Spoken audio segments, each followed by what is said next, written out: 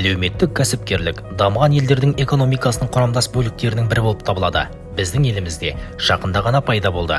Оның бастамашысы Қазақстан Республикасының тұңғыш президенті Нұрсұлтан Назарбаев.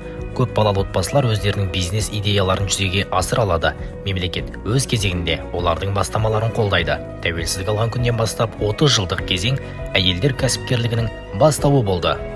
Грант дается для того, чтобы... Жыл сайын атаулы әлеуметтік көмек алатын көп балалы және аз қамтылған отбасылардың саны қысқаруда. Мемлекеттік қолдау тұрғын үймен қамтамасыз ету саласында жүріп жатыр. Бақытты отбасы бағдарламасы бойынша да тұрғын үйлер жалға берілуде. Сондай-ақ бизнесті дамыту үшін өтеусіз гранттар ұсынылып жатыр.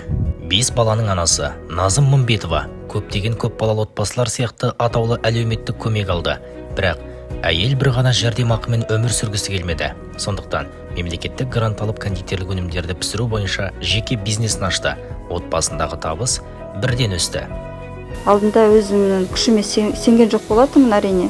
Үйде көп отырып қалғаннан кейін. Грантты алып, өзім жұмысымды бастадым. Жолдасым қолдау көрсетті. Ол да өте маңызды.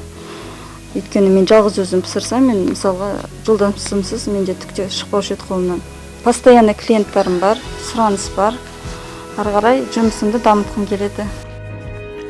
Мемлекеттік гранттарды оқытуда, отбасын қолдау, жұмысқа орналастыру және халықпен тұрақты түсіндіру кездесулерін жүзеге асырудың арқасында ай сайынғы жәрдемақы алушылардың саны азайып келеді.